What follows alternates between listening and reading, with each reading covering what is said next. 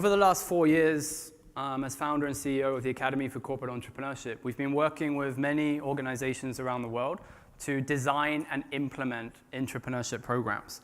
And as Stefan said, this is now really beginning to pick up speed.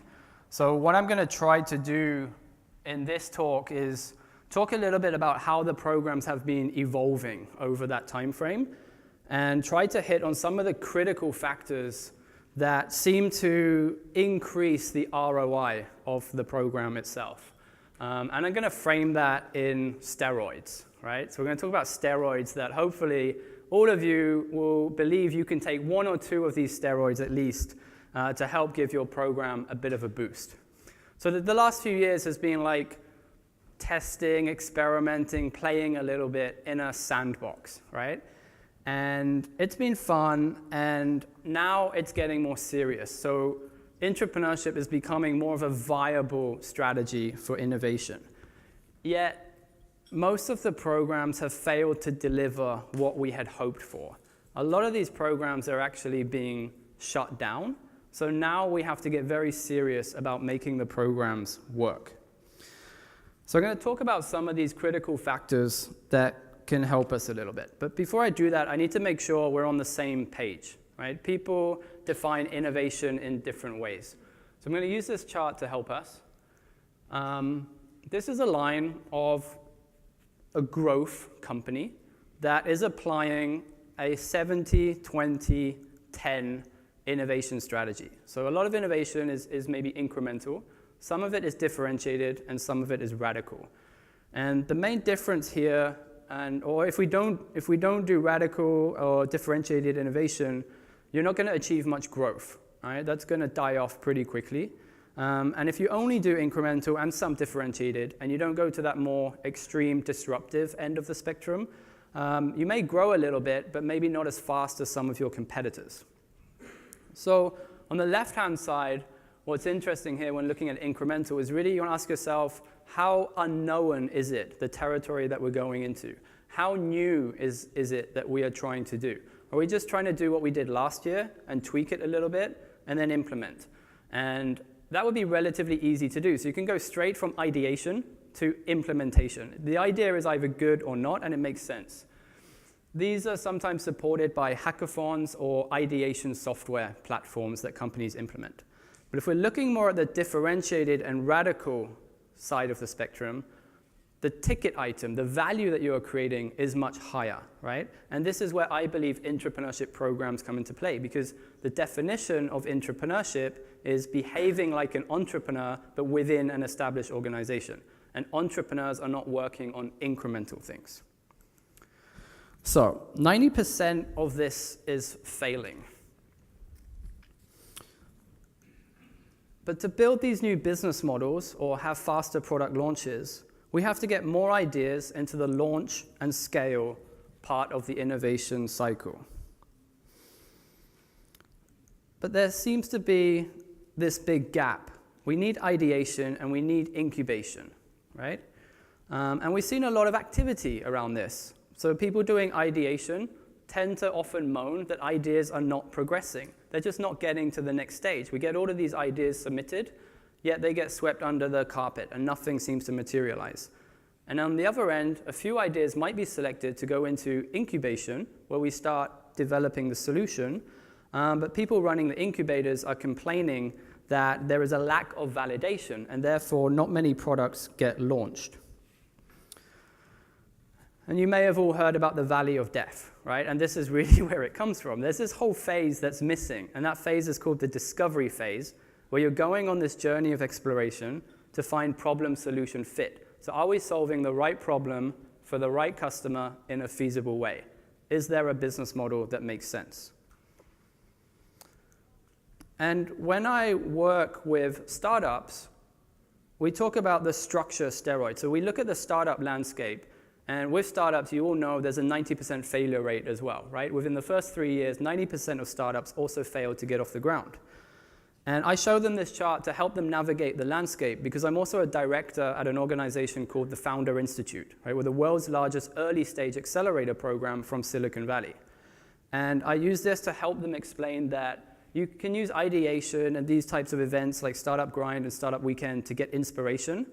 And then later, once you're more mature and you actually have a team and you have a working product and you have levels of validation, you can get into incubators like Y Combinator and Techstars. But it's actually harder to get into Y Combinator than it is to get into Harvard. And Founder Institute, if you run through this discovery phase program, they have a 72% survival rate of projects that go through that program. So this is the first steroid that we need to look at. If you only went through Startup Weekend, for example, the survival rate there is 8%, right? So there's this obvious need of a follow-on phase. So the best programs today that companies are launching do so with these 3 phases in mind. It's not enough to only focus on ideation or only focus on incubation. You have to focus on all 3. And I'll give you an example. One company, Bayer, that does this really well. Last year, you can see they collected 120 ideas or teams. 25 of those went into a discovery phase. That means 3 months worth of exploring the idea to find if it was solving a real problem for a real customer in a viable way. It might be internal customer or external customer. And then they would put 16 of those, or 11 in that year, into incubation. And you can see the next year, they're actually almost doubling this. So it is a funnel. It has to go through those 3 phases, and you want to be targeting something like 30% conversion between discovery and incubation. So if you take this steroid and add structure to your entrepreneurship programs and make sure ideation leads to discovery and discovery leads to incubation, we're confident that you'll see 25% increase in ROI. Now, many companies like Cisco, or the French Postal Service, or Aramex, a Middle Eastern logistics company, open up their programs to everyone. They think all employees should get involved. And then we hear complaints that the ideas that they're generating are only incremental, so we stay stuck on that left-hand side of incremental innovation, and that the people they selected are often not engaged enough in the whole process. Now, often we're selecting the entrepreneur just because that person is the person that submitted an idea. Just because you submitted an idea means you get to be an entrepreneur and therefore go through a process, whatever that process might be. Now, I don't mean to be condescending, but when you look at all the CEOs running Fortune 500 companies, they have common personality traits, right? We know that 70% of those CEOs are the ENTJ personality profile from the Briggs-Myers test. This is also true with entrepreneurs. Successful entrepreneurs have common personality traits. So I want to introduce you to and I think Stefan's going to like this one, the people first, ideas second steroid. It's not about ideas, it's about the people first. And you need to find a way of naturally selecting people who like to analyze data, for example, people who easily build strategic relationships, and people who are highly adaptable. These are some of the common traits that successful entrepreneurs or intrapreneurs have in common. Once you get those guys together and form teams, then you can start to zoom in on what ideas might make sense. And let's play this out across 3 companies that have been doing this. Kluber Lubrication is a big German manufacturer of various lubricants and oils. They produce 3,000 types. Migros is the largest conglomerate in Switzerland, and they have the largest share of Swiss consumer spending. And Allianz is a big insurance company. So if we analyze the people that applied to come into the entrepreneurship program based on their personality, at Kluber we found 54.6% that applied were deemed a good fit for entrepreneurship. At Migros it was 37.6%, and at Allianz 26.9%. So if you think about that for a second, that means if all of you guys are running entrepreneurship programs and you just let people in based on who submitted ideas and you didn't apply any more filtering than that, it could mean that 50 to 75% of the people in your organization in the program based on personality are currently not a good fit for entrepreneurial activity. And here's the kicker. If I overlay seniority, Allianz had the most senior level of people coming into the program. Migros was more middle management, and Kluber was less senior. So the less senior people might be sometimes a better fit. And this has even forced Allianz to rethink how they identify high potentials, because they were positioning their entrepreneurship program at future CEOs, or COOs, sorry. And the one group we did previously actually only had 11.6%. So it's all about people, and we've run programs with and without this steroid, or filtering people that come in. And we've seen a 30 to 40% difference in the overall program in terms of the results, right? So in your goodie bag, you all have the brochure, right, with the agenda. There's one page in there which is actually offering you 2 things that you can take to introduce this steroid at a very special price. So some personality testing and some e-learning that you can use to actually help identify the most relevant people. So this brings our ROI up to about 55%. So let's go on to something else. Now imagine you are one of these selected entrepreneurs. You have the right mindset. You're ready to get going. Now, you're going out into the wilderness, right? Often with no map and no compass, because these people have not launched new business models before, often not launched new products that are wildly different to what they did last year. So relying on business model workshops or professors coming in and talking about entrepreneurship, or being asked to go from the cubicle and now work in a co-working space, that is not enough. That is not going to get you from ideation to incubation. So this next steroid I call the Lonely Planet Guide, right? If you were to go on a voyage, it'd be pretty useful to have a compass. Or if I went to Alaska, I would take a Lonely Planet guidebook with me, right? And this guidance can be in the form of 10 hours per week. And this is how it breaks down. You need some tutorials, you need some background information on what does it mean to develop an idea from zero to incubation. This will then give you the information you need to apply it to your own idea. So you need assignments and frameworks that help you evolve the actual idea that you are working on with your team. This will help you then to identify certain assumptions, so critical areas that could cause your business idea to fail. And then you want to be in constant communication with expert mentors. And I don't mean senior management. I mean external mentors that actually know how to create new ventures because they have done it before and they're familiar with the theory and the curriculum that you've been following. So they can give you input and guidance and keep you on track, keep you on the right path. And then 50% of your time needs to be spent on getting in front of the customer to actually test these assumptions by running experiments. But it only has to be 10 hours a week during these early stages. But it's important, of course, to choose the right guide, right? There's many different guidebooks out there. I don't have to choose a Lonely Planet. I could choose a different one. So let me just tell you a story of what happened at Bayer last year. They actually requested 40 agencies to submit proposals, people that thought they could guide the teams on this journey. From the 40, 20 were able to pitch, and then 8 were selected to actually work with the teams. And from those 8, after going through that journey on the jungle, right, only 2 companies were selected. And I don't mind saying that we were selected alongside Strategyzer. Strategyzer is run by Alexander Osterwalder, who created the business model Canvas, right? And then we're able to now work on redefining the program and make it better for next year's Intech. So make sure you choose the right guide. So this is an image from Adobe, the Adobe Kickbox program. Is anyone aware of this program? A few people. So Adobe Kickbox created like this guide it's more of a self-paced learning program that would guide people through certain steps of developing an idea. Once you get to steps 4 and 5, the investigate phase, this is where you're supposed to experiment, right? And this is our conversion rates or dropout rates. So by this time, 22% are left in the program.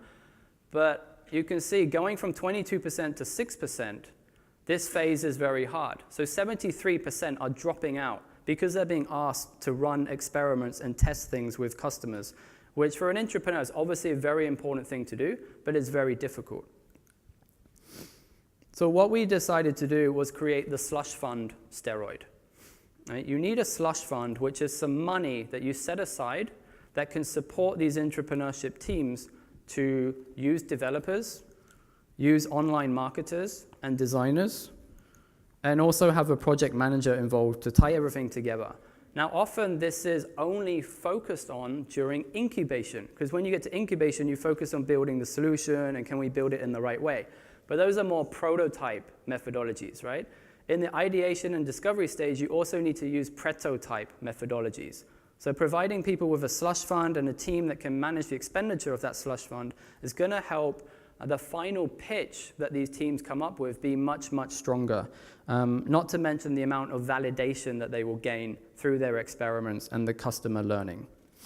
And this will then inevitably help more ideas go from discovery into the incubation phase, okay, and increase that conversion rate. So this easily another 30% in terms of ROI for your teams. So now you've got the program up and running. It's your baby. The challenge now becomes keeping it alive. How do we grow this program? How do we start to reduce the cost? How do we diversify the program so it goes and has impact in other parts of the organization as well? You need to expand in order to survive. And one of the biggest challenges we have here is that the people that were involved in the program, the teams, what happens at the end? They go back to their day job. They are not utilized to grow the program and help it expand. So what we need is a scalability steroid. And if you swallow this scalability steroid, it's going to help you do two things. The first thing is it's going to provide a train-the-trainer approach, right? Where these people, because they've gone through the experience themselves, we're able to monitor their engagement levels and their mindset levels and their overall performance in the program. And we're finding that 25 to 50% of these people could go on to become coaches. So they need to receive another level of training where they can then translate what they learned and help future teams coming through the program navigate the corporate roadblocks and eventually take over the full mentoring and guiding role. And then we have a problem with senior leaders and executives. And like Stefan already said, only 10 to 15% get it, right? So can you imagine how effective it's going to be if we ask these senior leaders to evaluate the startup pitches and make funding decisions as to who should go into incubation? If we don't train them, I'm seeing that 40% of the funding decisions made are quite questionable. They are quite biased. They are not based on merit in terms of what the team has achieved and how much validation the idea has achieved. And often people are playing internal politics just to get the idea that they want moving forward. And that's going to impact what happens then in incubation and how that idea and team will perform. We also need these senior leaders to build an ecosystem, right? We need to create more sponsors across the organization that support the structure of the process so that this type of program can happen in other areas as well. So I'll give you an example of this. We started working with AfCE in 2015, right? The High Potential Program, Future COOs. It was okay. We learned a few things the first time, and we improved, and we got better and better results. But it was always just limited to 4 teams. They never swallowed this scalability pill. They never further trained the people that did well in the program. And therefore, what happened? We just did the same thing every year. It's okay. We get a result. People are happy. But we're not creating a culture of innovation. We're not expanding across the world and into other departments. And then we started working with Bayer. And they took the scalability steroid from day one. And after the first program, they doubled the size of it. They started training the people that are performing well in the program so that they could be involved in the next cohort. And they started looking at the senior leadership team and getting support from the board level to understand how can we create an ecosystem elsewhere in the business. And now Bayer is at a place where this year they'll certainly develop about 48 teams of pure intrapreneurs, and they're developing another hybrid program that will help them go to 250 teams. Okay? So we're seeing a much bigger impact in that company than we are across AfCE, and it has to do with the scalability steroid.